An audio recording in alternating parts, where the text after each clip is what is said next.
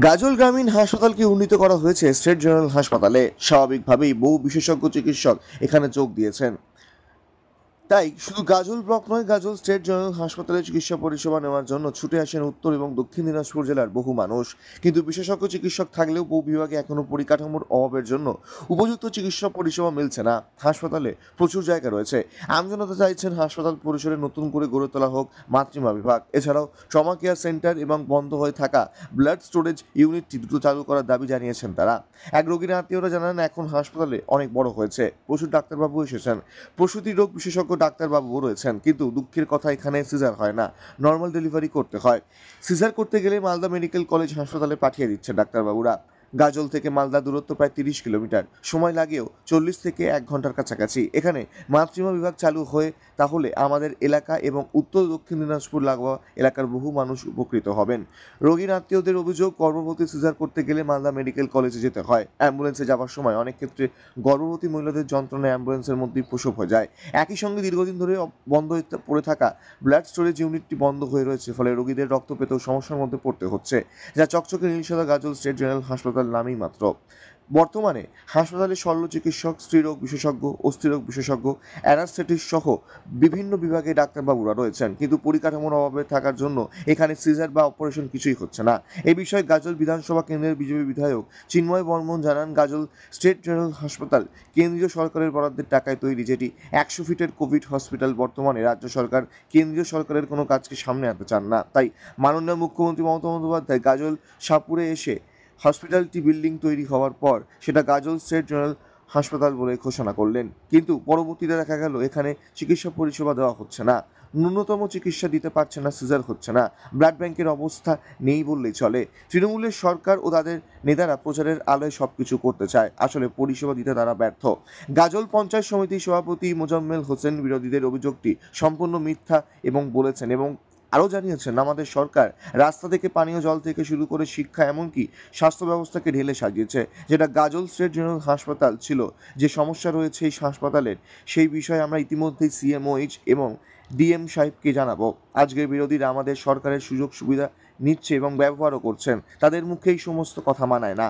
মালদা জেলার মুখ্য স্বাস্থ্য আধিকারিক সুদীপ্ত ভাদুরী জানান, গাজল স্টেট জেনারেল হাসপাতালে সিজার হচ্ছে না, এটা সত্য, তবে আমাদের ওখানে নর্মাল ডেলিভারি হচ্ছে।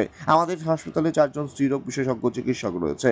আমরা খুব শীঘ্রই অপারেশন থিয়েটারে ব্লাড ব্যাংক আমরা করব। ইতিমধ্যেই তার জন্য সরকার অর্থ বরাদ্দ করে দিয়েছে। খুব শীঘ্রই কয়েক মাসের মধ্যেই সিজার পরিষেবা চালুও হয়ে যাবে। ল্যাপটপ কিনলেই ছাত্রছাত্রীরা পেয়ে যেতে পারেন 1 কোটি টাকা পর্যন্ত স্কলারশিপ। 2 লক্ষ থেকে স্কলারশিপে টাকা পাওয়ার সুযোগ। এটা ছাড়াও 25টি গাড়ি জেতার সুযোগ রয়েছে। আছে 48টি মোটর বাইক জেতার সুযোগও। এছাড়াও থাকছে 450টি ইলেকট্রনিক প্রোডাক্ট, যেমন TV, fridge, washing machine, laptop, microoven, mobile phone সহ অসংখ্য উপহার জেতার সুযোগ। এখানে মাত্র 21,000 টাকা থেকে শুরু করে বিভিন্ন দামের ল্যাপটপ পাওয়া যাচ্ছে। এই সুযোগ সীমিত সময়ের জন্য, তাই আর দেরি না করে আজই চলে আসুন রায়গঞ্জের নেতাজি সুভাষ রোডের হাজারিলাল পেট্রোল পাম্প লাগোয়া রিলায়েন্স ডিজিটাল শোরুমে পুরস্কার জেতার সুযোগ গ্রহণ করুন। এই গাজল হসপিটালে এসেছি, আমার পেশেন্ট আছে, তো পেশেন্ট অ্যাডমিশন করেছি, তার জন্য। সমস্যা বলতে কিছুদিন আগে আমি আমারই বৌমাকে এখানে অ্যাডমিশন করেছিলাম, তো সিজারের ওর দরকার ছিল, সেখানে সেই পরিষেবাটা আমরা এখানে পাইনি, তার জন্য মালদা সদরে আমাদেরকে নিয়ে যেতে হয়েছিল। তারপরে ব্লাড ব্যাংকের যেটা সমস্যা, ব্লাড ব্যাংক এখানে নেই, আমাদের যদি ব্লাড দরকার হয় তো আমাদের সেই পরিষেবাটা আমরা এখান থেকে পাই না। না, সিজারের ব্যবস্থা এখানে দেখছি না, নেই, পাইনি। আমরা চাইছি, আমরা যেহেতু এখানকার স্থানীয় বাসিন্দা, তো আমরা সাধারণ সিজারের ব্যাপারে আমাদেরকে মালদা যেতে হয়, তো যদি এখানে সিজারের ব্যবস্থা হয় তাহলে আমরা সবাই ভীষণভাবে উপকৃত হই। আর ব্লাড ব্যাংক অবশ্যই তার সাথে। ওষুধপত্র আমি আজকে যেমন বাচ্চাটাকে অ্যাডমিশন করেছি, তার আমাকে কিন্তু কিনে নিতে হয়েছে বাইরে থেকে। কোনো ওষুধ আমি পাইনি এখান থেকে। তা আমার সঠিক, এর আগে যখন আমি পেশেন্ট নিয়েছিলাম তখন নিয়ে যেতে হয়, তার জন্য আমাদেরকে খরচ বেয়ার করতে হয়, এক্সট্রা খরচ বেয়ার করতে হয়। সেম কেস, তখন আমাদের অ্যাম্বুলেন্স করে নিয়ে যেতে হয়, হয়ে থাকে, এরকম হয়ে যায়। অ্যাম্বুলেন্স যেতে আসতে অনেক সময় বাচ্চা হয়ে যায়, অ্যাম্বুলেন্সেই বাচ্চা হয়ে যায়। আমরা চাইছি এখানে যেন সমস্ত পরিষেবাগুলো ঝিকঝাকভাবে হয়, যেন আমরা মানে সহজেই সবগুলো সঠিকভাবে পরিষেবাগুলো পাই। বুঝতে পারছি সেটা হচ্ছে গিয়ে আমাদের বাইরে থেকে হসপিটাল দেখতে খুব সুন্দর হয়েছে এবং মানে তার সাথে যদি একটু পরিষেবাটা উন্নত হতো তাহলে আমরা খুব চিকিৎসার পরিষেবাটা ভালো হতো, তাহলে আমরা একটু আমার নাম সাবিত্রী রায়, আমার বাড়ি টোল প্লাজায়। গর্ভবতী মহিলাদের ট্রিটমেন্টটা আমার ব্লক লেভেলেও হয়। ট্রিটমেন্ট মানে আপনারা হয়তো বলতে চাইছেন সিজার হচ্ছে না, নিশ্চিতভাবে সিজার ওখানে এখনো চালু করা যায়নি। নর্মাল ডেলিভারি তো প্রচুর হচ্ছে, গাজলের নর্মাল ডেলিভারি মানে আমার রাজ্যের মধ্যে অন্যতম বেশি। 4 জন গাইনোকোলজিস্ট আছে। আপনারা হয়তো এটা খেয়াল করেছেন যে এখন ওখানে কোনো প্রসূতি মা যদি যায় তাকে কিন্তু সাধারণ চিকিৎসকের দিকে যাওয়াই হয় না, কারণ দুরকম এমার্জেন্সি প্যারালালি রান করে। গাইনোকোলজিস্টরা আলাদা এমার্জেন্সি আমরা করে দিয়েছি। যে কোনো গর্ভবতী মা ওখানে গেলে একজন গাইনোকোলজিস্ট তাকে দেখে। নর্মাল ডেলিভারি ওখানেই হয়, সিজারিয়ান সেকশন ওখানে হয় না এবং খুব শীঘ্রই, কারণ অলরেডি টাকা স্যাংশন করে দিয়েছেন সরকার। ওখানে পুরনো হাসপাতালে কিন্তু রিপেয়ার রিনোভেশন শুরু হয়ে গেছে। সেখানে অপারেশন থিয়েটারটা পূর্ণভাবে নতুনভাবে সাজিয়ে অপারেশন থিয়েটার চালু হয়ে যাবে। অ্যানেস্থেটিস্ট যা পোস্টিং হওয়ার মোটামুটি আমার 2-3 জন আছেন, তারা অ্যানেস্থেশিয়া দেবে। সুতরাং ওখানে সিজার শুরু হয়ে যাবে খুব শীঘ্রই। এই সমস্যাটা কয়েক মাসের মধ্যেই মিটে যাবে। বাউন্ডারি ওয়ালের জন্য আমরা কিন্তু অলরেডি স্যাংশন পেয়েছি। এখনই যদি রিসেন্টলি যান, নিয়ার অ্যাবাউট 70% বাউন্ডারি ওয়াল কিন্তু কমপ্লিট হয়ে গেছে। সুতরাং গাজল হাসপাতালও ডেভেলপ করছেন। আজকেও ভিডিও কনফারেন্স হয়েছে, সেখানেও আমরা জানিয়েছি পরবর্তী যে স্টেপগুলো আমরা বলেছি। আরও ওখানে অক্সিজেন পাইপলাইন, অক্সিজেন চালু হয়ে যাচ্ছে, ব্লাড সেফটির জন্য ব্লাড স্টোরেজ রুমও শুরু হয়ে যাবে। এগুলো প্রত্যেকটা জিনিসই এক করে ডেভেলপ করে যাবে। একটা ঘোষণা, তার ফাংশনিং শুরু হয়েছে। 100 বেড একটা নতুন বিল্ডিং, এখন পেশেন্ট যাচ্ছে, নতুন এমার্জেন্সি হয়েছে, এতজন স্পেশালিস্ট ডাক্তার দেখছে। একা রাতারাতি সব পাল্টে যায় না স্বাস্থ্য দপ্তরে, কিন্তু পাল্টে যাচ্ছে। নমস্কার। গাজলে যে স্টেট জেনারেল হসপিটালটি রয়েছে, প্রথমেই জানাই সেটি মূলত কেন্দ্রীয় সরকারের বরাদ্দকৃত অর্থে তৈরি একটি কোভিড স্পেশাল 100 বেডের হসপিটাল, যেটির বিল্ডিং নির্মাণের সময় থেকেই আমি বারবার সংবাদ মাধ্যমের মধ্য দিয়ে বিষয়টি প্রচারে আনার চেষ্টা করেছিলাম। কিন্তু বর্তমান রাজ্য সরকার কোনোভাবে করেই কেন্দ্র সরকারের কোনো কৃতিত্ব মানতে চান না বা কৃতিত্ব দিতে চায় না কেন্দ্র সরকারকে। সেই জন্যই মাননীয় মুখ্যমন্ত্রী এই গাজল সফরে এসে সেই বিল্ডিংটি নির্মিত হওয়ার পরে তাকে গাজল স্টেট জেনারেল হসপিটাল বলে ঘোষিত করেন বা ঘোষণা করেন। কিন্তু তার পরবর্তীকালে যেটি দেখা যায়, ঝাঁ চকচকে নীল সাদা বিল্ডিং তো রয়েছে, সেখানে কিছু ডক্টর এবং নার্স তো রয়েছে, কিন্তু এই সাধারণ মানুষের ন্যূনতম পরিষেবা দেওয়ার জন্য একটি স্টেট জেনারেল হসপিটালে যা যা সুবিধা থাকার কথা তার কোনোটিই বর্তমান নেই। এই গাজলের অধিকাংশ মানুষ তপশিলি জাতি এবং তপশিলি উপজাতি অধ্যুষিত এলাকা অন্তর্ভুক্ত, এই 2 সম্প্রদায়। তারপরে এই এলাকার মানুষ ন্যূনতম চিকিৎসার জন্য আর এখান থেকে প্রায় 30 কিলোমিটার দূরে মালদা মেডিকেল কলেজে ছুটে যেতে বাধ্য হয়।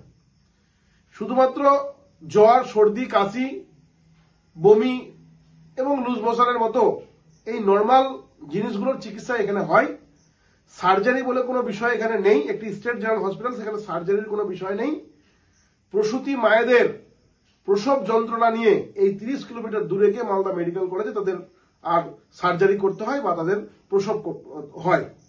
এখানে কোনো ব্যবস্থা নেই। ব্লাড ব্যাংক তো দূরের কথা, ব্লাড ব্যাংকের কোনো পরিকাঠামোই এই স্টেট জেনারেল হসপিটালের নেই। এখানে কি আছে?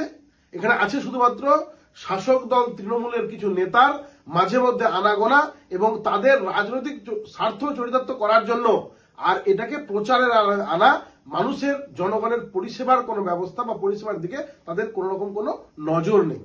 তারা নিয়মিত এই স্টেট জেনারেল হসপিটাল নিয়ে প্রচারের আলোয় রাজনৈতিক স্বার্থ চরিতার্থ তারা করেন, কিন্তু মূলত মানুষের যে পরিষেবা, যে সুস্থ পরিষেবা পাওয়া কথা, তার কোনো ব্যবস্থা এখানে নেই। আমাদের গাজলের উপর দিয়ে 512 এবং 12 নাম্বার জাতীয় সড়ক আর চলে গেছে, সেখানে নিত্য নৈমিত্তিক আর পথ দুর্ঘটনা ঘটে। একটা স্টেট জেনারেল হসপিটালে সেই পথ দুর্ঘটনা বা রোড অ্যাক্সিডেন্টের মতন ঘটনার কোন রকম চিকিৎসার ব্যবস্থা এখানে নেই।